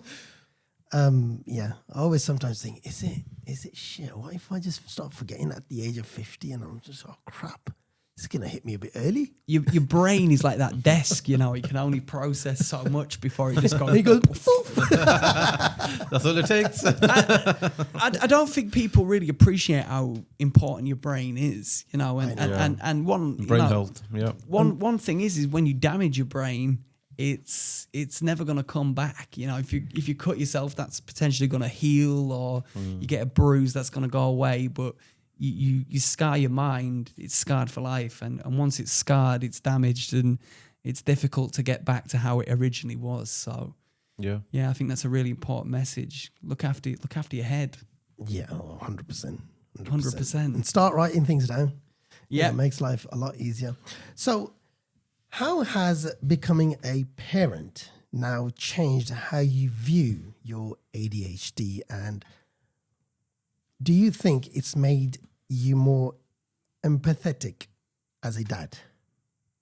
Yeah, absolutely. I mean, I've always been very empathetic towards everything really that I do. But when you see a miniature version of yourself, it changes your life completely, as you'll know. It's just basically you don't want to see your child make the same mistakes you did. I did. And you will do everything you possibly can to ensure that they don't, even though they probably will at some point. But yeah, I think I didn't really understand the full capacity of how much of an impact it would have in my life, seeing my child upset or fear something, or it has a big impact. And obviously you don't want your child to feel any of those things. You want them to be happy and content, but also you see a different side to their behavior as well. Like, I think the way they look and feel, you know, it's a generational movement. I think they totally are more aware of things that we weren't aware of when we were younger. They've got more information than ever, resources to information. Yeah. It's accessible, readily available. Crazy. And we never had any of that. I never had any of that. So yeah, it's I feel like sometimes your children can be almost growing up too quickly. Not that I would ever begrudge somebody being, it's just, you know, so fast. Absolutely. It's just too quick. Too quick sometimes. Too quick. I mean, my little one is 3. Yeah. And it's just the amount of information that he knows is just so scary. And you think, he's been exposed to YouTube, the computers and this and all of that.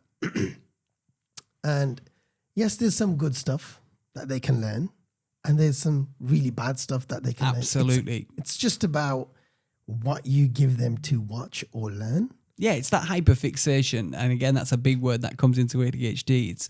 It's getting them hyperfixated on the right things, yes, not the wrong things. But obviously there's wrong things lurking everywhere, isn't there? Yeah. So, see, now he's absolutely obsessed with his solar system.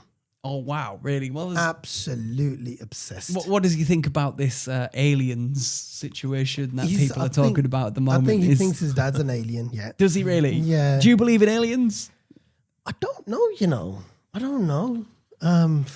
You were neutral, feelings neutral I've about. got neutral feelings, but he's into his planets, his dwarf planets, which I didn't know about. Dwarf planets, yeah, like little moons. Yeah. No, there's actual planets actual that are small planets. Yeah, smaller planets that are smaller than, Wow. and they've got their names, and he knows them, and it's the distance between each planet and what planet's the hottest planet and all of that. Absolutely loves it. See, that's a talent. That's a talent within And I'm itself. thinking 3 years, when I was 3 years, God knows where I was. I was swinging from curtain to curtain. That's what I was doing. It's just crazy. But now we had to take the TV away because it was just getting into like cartoons and things that you don't really need to watch. Yeah, of course, So of just course. Again, that's a really good way of looking at ADHD. Is the fact that there's some really good things. A majority of people with ADHD, undiagnosed or diagnosed, have incredibly good intentions. They want the best for themselves and everybody around them. But there's obviously distractions and bad things around them as well. And not everybody has the willpower or the capacity to deal with that. And it sucks them in like that whirlwind that we talked about. And then the problems start. So, have you had any conversations with your kids at the moment? Like, obviously they see you do podcasts and they see you talk about. Yeah, these things. we talk about mental health. We talk about mindfulness. We talk about well-being. Not just talk about them, but we understand them, and that they understand me, and I understand them. And I do it in a way which, I use a lot of analogies, like I used earlier, and things, and it's relatable to them, so they understand it. But like I said, I don't think young people get the credit that they deserve for how intelligent they actually are, and not just intelligent, but I think the system thinks that they're quite naive little beings, but they know a lot more, they feel a lot more, and they certainly see a lot more things than ever. So we need to respect that, I think. Definitely. If someone is watching, and is struggling with ADHD and feels behind in life, what do they need to hear today? The biggest thing for me, how I can relate to that feeling. So straight away I can relate to how they feel. They need to hear that they're good people. Mm-hmm. They're just misunderstood, and they need to feel and know that they are accepted. And at this table, around the table, they certainly are in my eyes and opinion. And they just need to keep trying. Just keep trying. As hard as that, can be, it's when you give up, you're playing into the system's hands, really, because that's what they want you to do. They want you to fail. They don't want you to be successful. Wow. They don't want you to be bolder than life. That's how I felt for most of my life, I'll be honest with you. I felt like my teachers, everybody for a long period of time in my education didn't want me to achieve anything. They didn't want me to go anywhere. I showed from a young age I was gifted with artistic, creative flair, and nobody ever accommodated it. I mean, I'm not playing the blame game. I'm not wanting anybody to feel sorry for me. That was my opinion. That was how I felt, and now I know what I know, and I've seen what I've seen. I just think it's easy to write people off, then give them an opportunity and sit them down at a table and try to understand them. And I think that's so tragic. Of course, from the 90s when we were growing up, I think we're at the same age kind of thing. Yes, that's right. I'm 36 coming up. Oh, right, wow. bloody, I'm the oldest apart from Dad over there. Yeah. On this table, I'm 41 this year. He maybe looks old, but he certainly doesn't act it. So.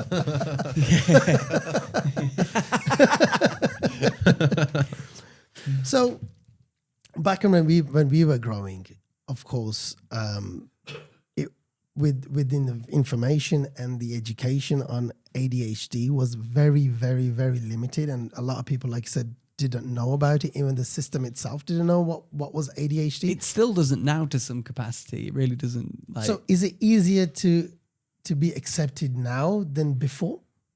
In your experience, is there a lot more resources out there? In my opinion, I think I wouldn't say it's easier to accept yourself, but it's a little bit more simplistic in the respect there's more information online, there's more resources, access to information about your signs and symptoms and how you feel and things. In terms of society, Yeah. I'd probably say it's harder than ever. Just because people's mindsets are not as open, and I feel like we're very judgmental as a society at the moment. Even with so much information now. Yeah, I think people's standards of life have changed, and I also think people's views have changed. And everybody wants a slice of the celebrity lifestyle. Everyone's so fixated on all the wrong things. This celebrity culture. People sometimes call me what's classed as a local celebrity and things. And I'm gonna be honest with you. I actually cringe at it. People might think that I love the attention of it. I thrive from it. I really don't. Yeah. I just see myself as Ryan from Malton in North Yorkshire, that likes performing. Yeah. That's very lucky and fortunate enough to have a career in it, and to also meet a lot of people and change a lot of lives. That's how I see it. I don't see myself as being an influencer or a celebrity or any of these things that people get fixated on. And I think once you start thinking that, then you start having all the other opinions around it. And to me, I'm just happy seeing life as I see it through my eyes, meeting people like yourselves and going out there and doing what I'm doing. And that's all it is. So definitely. I think earlier you mentioned about relationships. Yeah. And so you're obviously married, you got beautiful children. Not married yet, but we're getting married You're getting this there. year. We're getting married this year. We're engaged, yeah. Okay, you're engaged. You're almost there. Okay. That's right. We're almost there. Well, and I am going to finish that project. Having ADHD is incredibly difficult. she told me to bring her up. But Sam, if you are watching this, we are going to get married. I'm going to get this over the line. We are going to finish this project together, I promise. Project, Okay. It can be a project actually, eventually, but it becomes a project once you're married. It's constantly, I think a relationship is constantly work in progress. Doesn't matter. 100%. When you said earlier, anyone can build an empire. Yeah, well, anyone can get married, but it's maintaining. Again, that's something that isn't spoken about. So that could be an episode on your next podcast. Yeah. Maintaining marriage projects. Fire away. So relationships. And ADHD. How does somebody that obviously goes through ADHD build those relationships and then build those intimate relationships? Sometimes, not everybody, but a lot of people with ADHD, capital A stands for attention. Right. The D stands for deficit. The H stands for hyperactivity. And the other D stands for disorder. So capital A there, being the main focus, is attention. So we love attention. We love good or bad. Sometimes we don't see it. We're that naive to not seeing the good and the bad. We just throw ourselves in. We love attention. So we like people sometimes. And for me, I've never had any struggles really engaging with people. And that's another gift. I can speak to anybody. I love people. But maintaining that friendship, it's easy meeting somebody, getting to know somebody, but maintaining it, as you've mentioned, keeping that friendship alive and healthy are two different things altogether. Yeah. And once you have a long relationship, whether it's a friendship or an intimate relationship or whatever, you have expectations, don't you? If you're meeting a friend or you're meeting a partner or whatever, you'll set a time, and punctuality is not an ADHD's friend whatsoever. Neither is time. The watch and the clock is my worst enemy. So if you're late constantly for meetups or going out for a drink or going on a date or whatever, then that is going to cause serious problems. And then obviously there's the matter of fact that you can't sit still and you interrupt when you don't mean to interrupt, or you cut people out of conversations and you don't digest and intake the information well that they're giving you or follow instructions. It's just, I could list problems all day long. After a while, people start getting fed up at you. You know, they get frustrated with you and they get angry with you and they think, oh, here he goes again. It's all about you. It's really not like that. But It's sometimes just crazy, it can, sometimes it can really introduce it's a crazy itself journey. like that. Yeah, it's crazy. Yeah. You know, and I'm sat there not wanting intentionally to do any of those things, you know, Yeah. but they just manifest, they just happen. Yeah, it's crazy with the fact that, for example, if I knew you for a very long time and whatnot, and I knew that you were going, you know, you have ADHD, I couldn't like think of that. You know, it's all about you, and it's all about. I know this is you know, and if I've chosen to be your friend, then it is what it is. You know, just listen to it. Fantastic. But you know, I can't understand with so much information and education now over this, as much there is, people still think like that. People do still think like that, unfortunately. Crazy. Maybe ADHD is uncovering sensitivities within other people, and it's just because you're so I like so where this fast, conversation's going. right? Yeah, okay, because you're right. so 100 miles an hour, it's bringing things out of other people that, oh, I don't like it because he's getting all the attention, all the whatever praise or whatever it might be. Right? I do genuinely think what you've said there is spot on. And the reason being is because sometimes people get a word called inferior. I think they feel inferior and they know deep down that they've got issues, but it's easier to project and portray that they're different to that and try and pretend and live that lifestyle. So it's easier just to project how they're really feeling about themselves on somebody else. Yeah. And that's, I'm speaking not just for people with ADHD, but a lot of people with mental health problems do that, and it's not right, you know, and it shouldn't be ridiculing, belittling, and projecting their negative energy onto someone just to make themselves feel better, in my opinion. Yeah, definitely. You know, with now your wedding project coming up. Yeah, right. Wedding project. Yeah. Wedding project. It's a big project because we have to get on a plane. So, yeah. Okay. Basically, it's an exotic wedding. Yeah. Basically, his question was, are we going to get an invite? Well, actually, that's what he wanted to I'm going to be honest, no one's getting an invite. It's going to be me and Sam and our children in our own little bubble. What about Dad? My dad doesn't fly because he's had cancer, so he doesn't fly. Oh, wow. Yeah, he's not good with long journeys and things. And Two what? 2 different types of cancer. You can ask him when he comes and sits in the hot seat about Yeah. Yeah. But he's a survivor and he's a fighter, and So it's all gone now? Yes. Oh, that's good.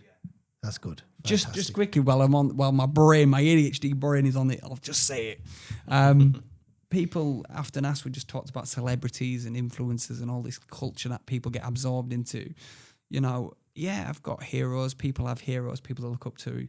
But being a good role model, that's a real hero, you know. And that man sat there is my hero. He's my role. Dad, you can't hear us. We've got the clapping. No, and I genuinely mean that. My dad has taught me everything about people, about how you conduct yourself, and about humanity, and he's done it in such a way which I'm giving it back to others, and yeah, he's my real hero, and he's been through a lot, you know, and I've taught him a lot about about diversity, equality, accepting things, about open his mind and his heart a little bit more, and I've also taught him a lot about his mental health disorders that he carries with him as well, and I've aided him in that and been supportive. So we teach each other, and that's and if I like you say, you mentioned about being parents and things.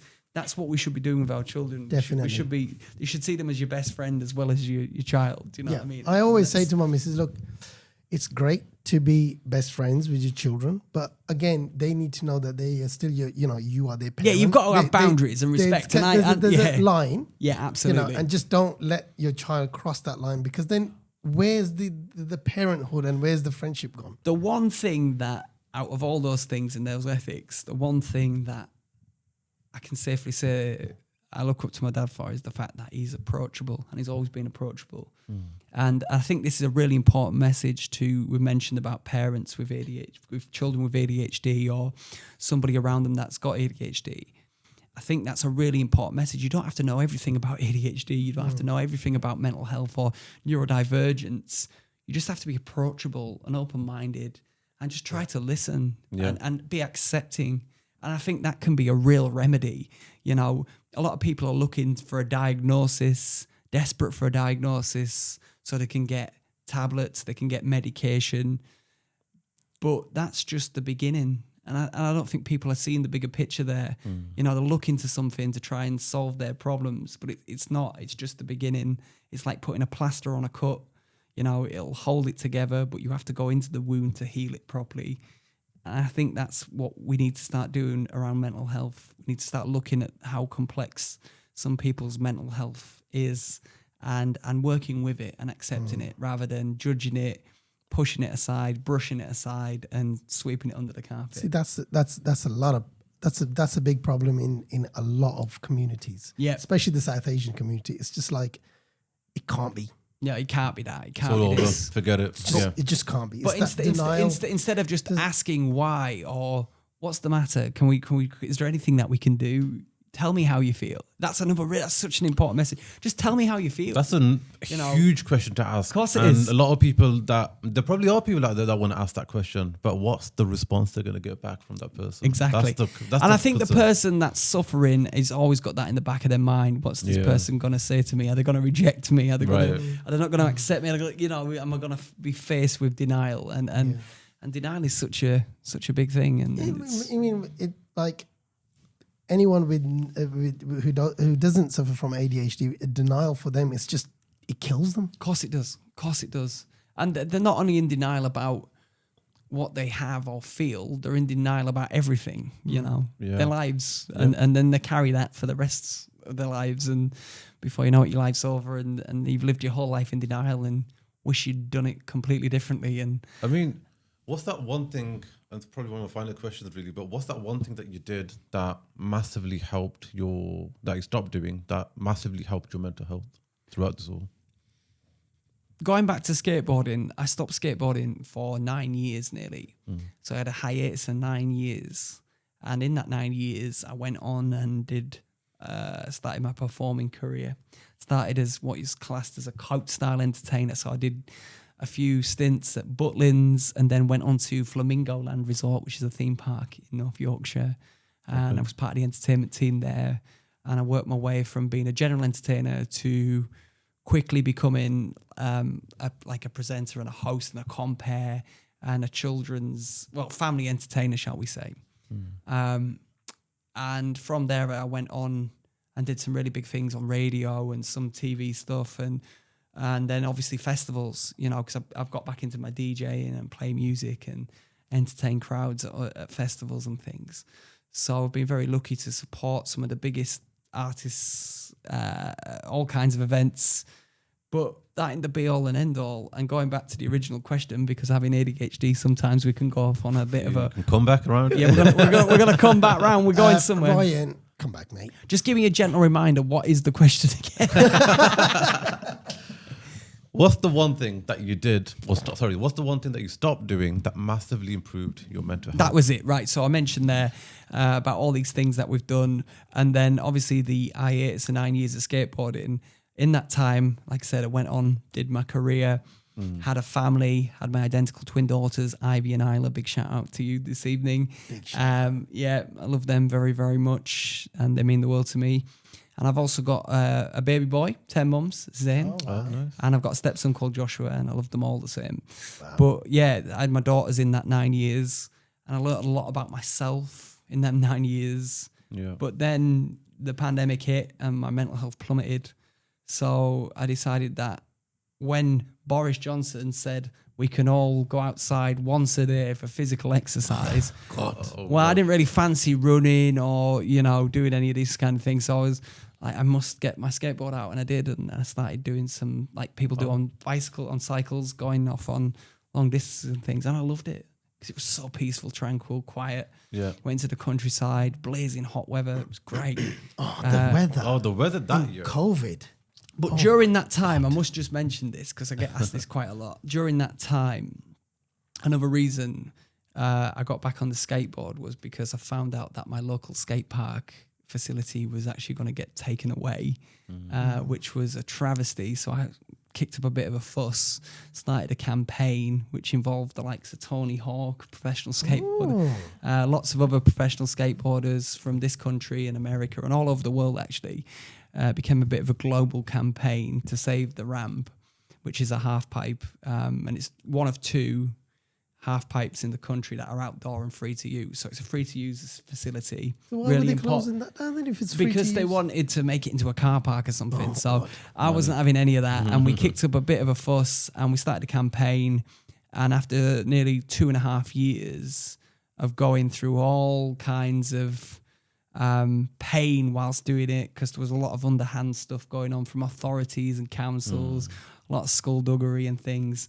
After campaigning for 2 solid years with me and a campaign team, some volunteers, people in the skate community and things, we managed to achieve funding and we managed to save the ramp and the skate park. So that really did ignite the passion back into skateboarding for me. And that is what really got me through the pandemic, really dark time, because I started to sit around in my own company, which I'm not good at for very long. Yeah. And then you start questioning everything and you know, why are my relationships failed? Why can't I keep friends? Why is everything that's gone before me turned out like it has? And it's all because of my ADHD. But there's many people that are probably watching this now that are feeling those things and not diagnosed. At this time, I was diagnosed. Yeah. I got diagnosed quite late at the age of 21, just because throughout my teenage years, things changed, became more anxious, more depressed.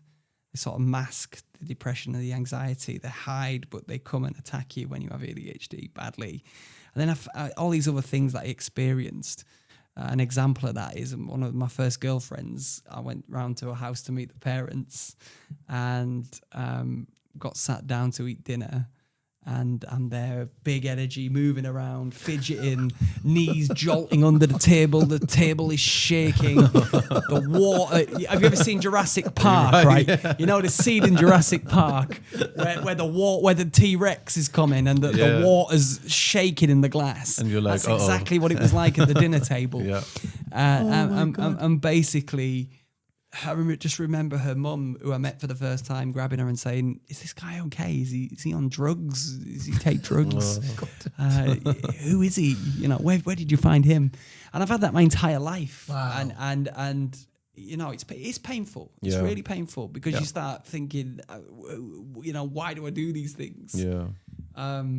So yeah, skateboarding took me away from that, and I think in the pandemic, it really, my mental health did really plummet with some things that I've never felt before, and skateboarding took me away from that and got me back into. That's amazing. That's crazy. Yeah. You know, before we wrap it up, I want to ask you a question. Go for it. Right. Now, this was Z's question, but I'm just going to hijack it because I like doing that. Just the questions. If you could speak to 15-year-old Ryan. Yep. The version everyone misunderstood, what would you tell him? Right, there's a few things I would tell him. All right. I'd put my arm around him first and tell him, whatever they've told you, you're going to be okay.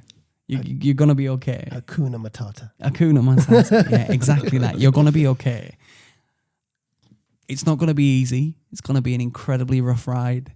You're going to feel all kinds of emotions, go through all kinds of situations, but you're going to be okay. As daunting as it may seem, I would tell him to try and breathe, to take a breath, to look people in the eye when they're talking to you and allow them to speak. I would tell him to not try to be like everybody else, because you are going to fail at doing that. Just be your true, authentic self in any way, shape or form that comes out. Yeah. Tell him to still listen to his instincts and follow his heart. I would tell him to keep on going, because that is the most important message, the most cliche message. But as soon as you stop, like I said earlier, playing into the hands of everybody that's told you otherwise. So always keep going, guys. Always keep going. Always be yourself. It's amazing. And lastly, how would you want people that are watching this, whether there's 15-year-old Ryan or a 50-year-old Ryan? Ryan's dad. Ryan's dad. Ryan's dad. You're 50. I'm sorry, man. What's he doing? How would you want them to feel after listening to this podcast? I want them to feel like they're not alone. Yep. Because it's easy to get suckered into thinking that it's only me feeling this, my problems are terrible. You're not alone. Nobody's problem should ever be compared to somebody else's, because we're all fighting and battling something. We should all be allocated time and given time and space to be able to talk about these things and listen to, most importantly. And I would say, always keep being your true, unique, authentic self, and always being honest. Honesty is the best policy. If more people were honest, then I think people are scared of being honest.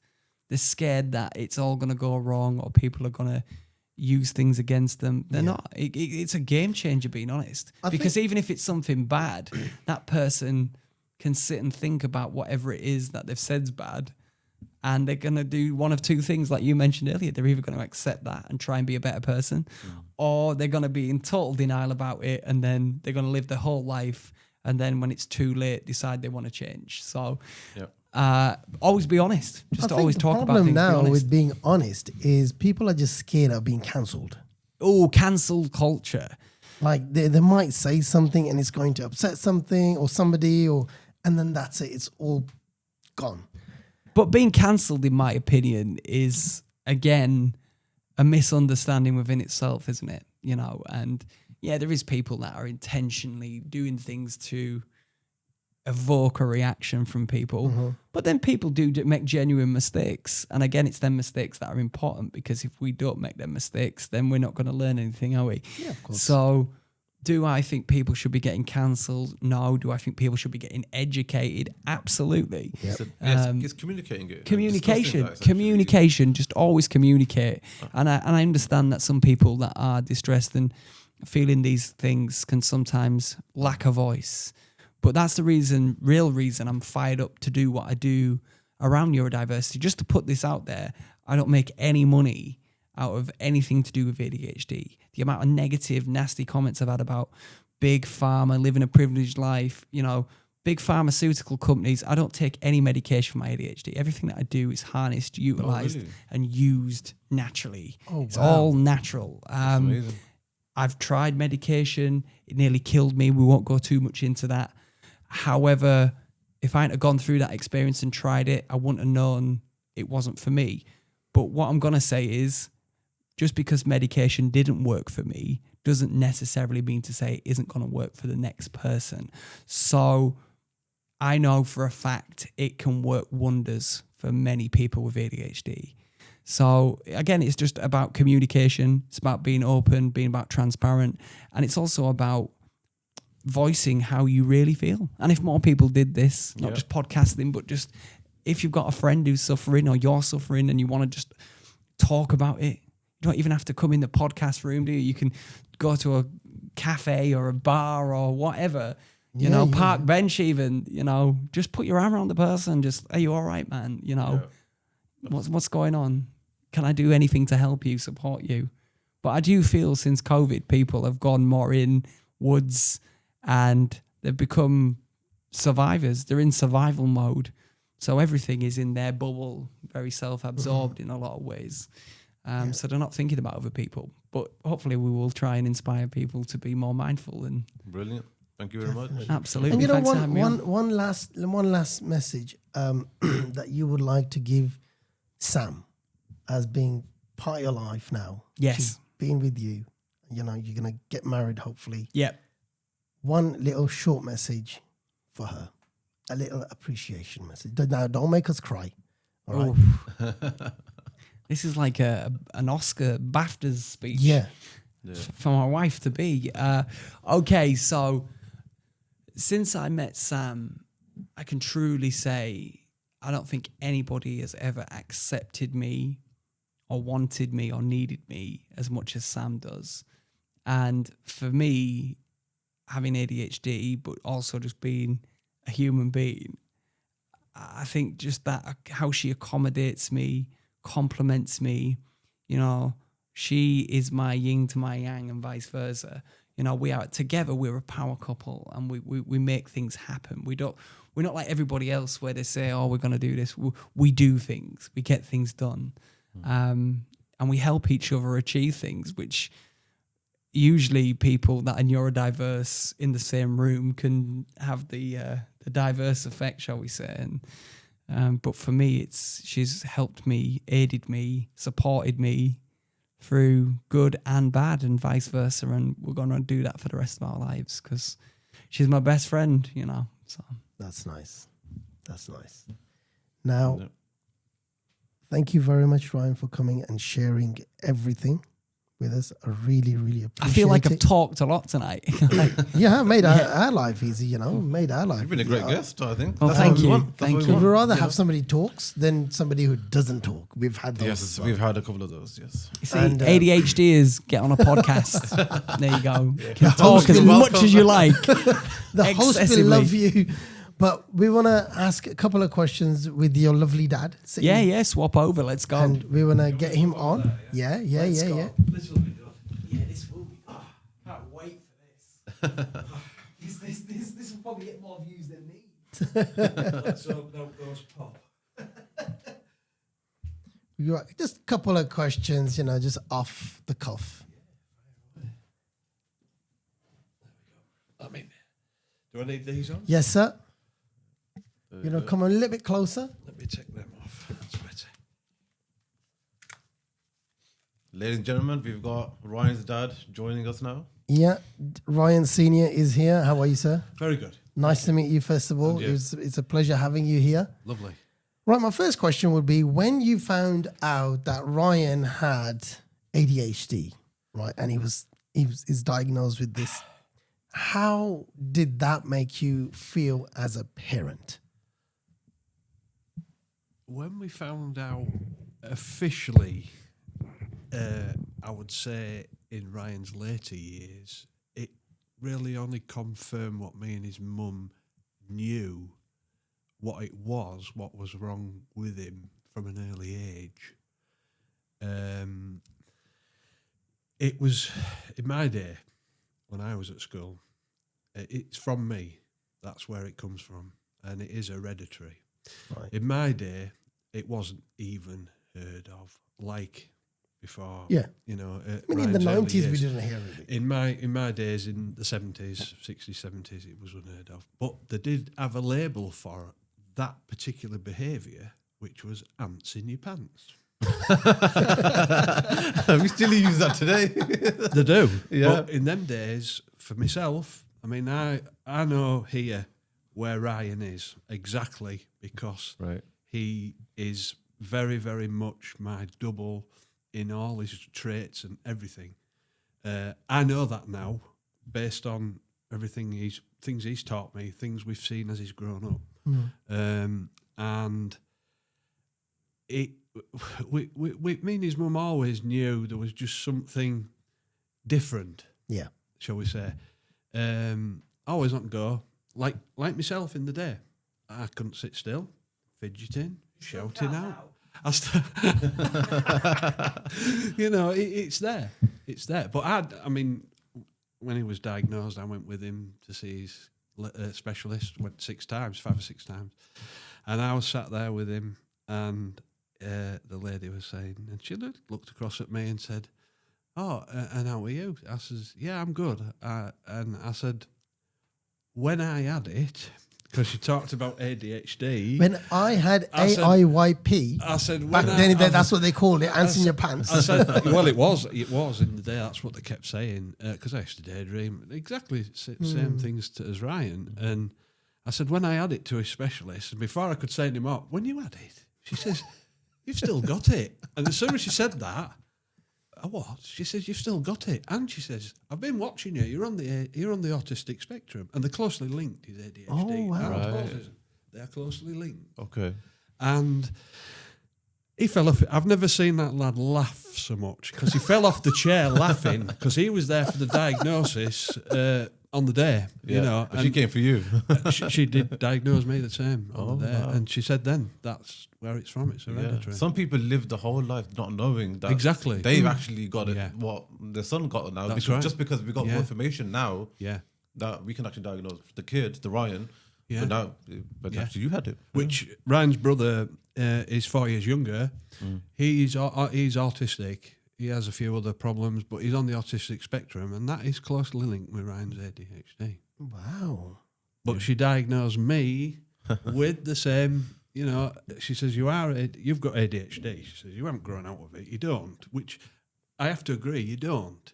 You carry it all your life. You live just with it. learn to live with it. You learn to live with it. Yeah. There's things back to mine, like with Ryan, wanted to be liked, wanted to be accepted, but was always different. I always felt different. Never went with the crowd. You know, I never had always, and he gets that. He does get that from me. Very, very, very outgoing. Right. Like a people's person is the word I use. Yeah. A people's person. I mean, I've always been the gift of the gab, the talk. I can talk to anybody. Yeah. Yeah, his brother's different again. You know, he's more, they don't like face-to-face contact, people with autism. And again, autism is a big spectrum, like It is, ADHD. Yeah. Right. You know, it's massive. But yeah, when he was diagnosed at 21, and when I would say ADHD was first talked about, I would say around the mid-90s, late 90s up to 2000s, that these words, this ADHD was bantered about.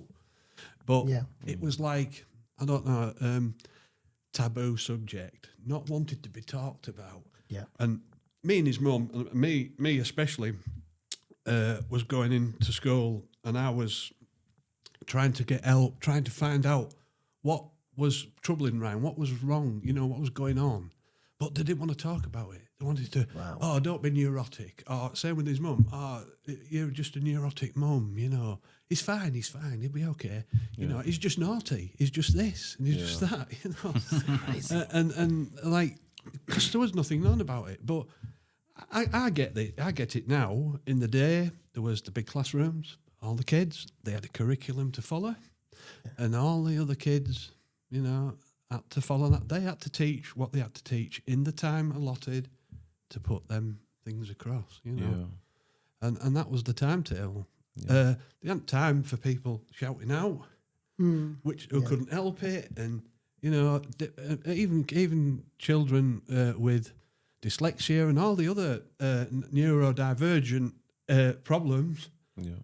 They just stood them in the corridors. They just didn't have time to deal with it. Wow. Just didn't have time. They just needed to deal with the achievers as they saw in the system, and to get them through.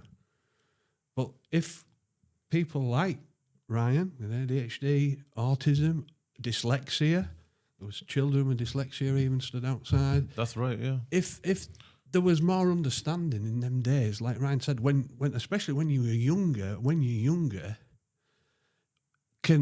mean, even me and his mum, we didn't like getting labels. Nobody likes having labels. But in them days, you had to have a label to open doors to get help. I used to get into a lot of trouble, probably my ADHD, going to the main people in charge, pushing buttons as to trying to get help, wanting answers. Yeah. And I used to get, how have you got this number? Why are you contacting me? You shouldn't be ringing this number. You know, I used to get into a lot of trouble because I just wanted help and answers and you know, some sort of, what's the word? Support. Yeah. Support. But all we got was curtains brought down, walls brought down. The door shut on your face. The door was shut. Yeah. Wow. Yeah. But I'm glad there's a lot more information and resources now. There is. And, you know, life is a bit easier now, I suppose. You know, people are more understanding and they know what the issues are and how to deal with them. Yeah. And I guess, you know, makes life easier for everyone. It's still difficult, but from like you've just explained where it was and where it is now. Yeah. And another 10, 15, 20 years, maybe, of course, it's going to get better, hopefully. So I hope so. Yeah. But before we finish off, what message, looking at this fine young man, what message would you say that, looking at your son now? I would say I love him dearly, and keep doing what you're doing. Keep following your heart, because it's certainly taught me, and you've taught me and your mum a massive amount over the years about a lot of things, especially about not judging people, not ever judging people, and always being honest. Everyone judges me though, don't they? Everybody judges me. Yeah, they do, yeah. I mean, I still get judged now with some things, but, what can I say? It's like water off a duck's back now. Like, you learn to cope with that. Yeah. You learn to cope with that. You bounce back and keep going. Saying, a guy called John told me the other day, and it was about being an eagle, right? He says, you're an eagle. So think of yourself as an eagle. Okay, you fly high, but the crows will follow you. But they will only fly to a certain point in the atmosphere before they can get to the level of elevation the crow can get. The eagle can get, sorry. So it will tail off. Yeah, that's it. Drop, and the eagle will keep soaring and elevating. That's it. That's it. The way that I'm going to soar like an eagle, yeah. We're all eagles. Yep, we are. And on that note, gentlemen, thank you very much for coming. And, it's nearly 10 o'clock. Can you believe? I know. I know. But thank you very much. And I hope listeners, people watching, they do get some very useful information about ADHD and how things work around it and how they can work around their, young ones or themselves. And I hope it sends out a positive message. And on that note, thank you very much. Thank you. Thank you. Thank you so much. Brilliant. That's what we were listening to.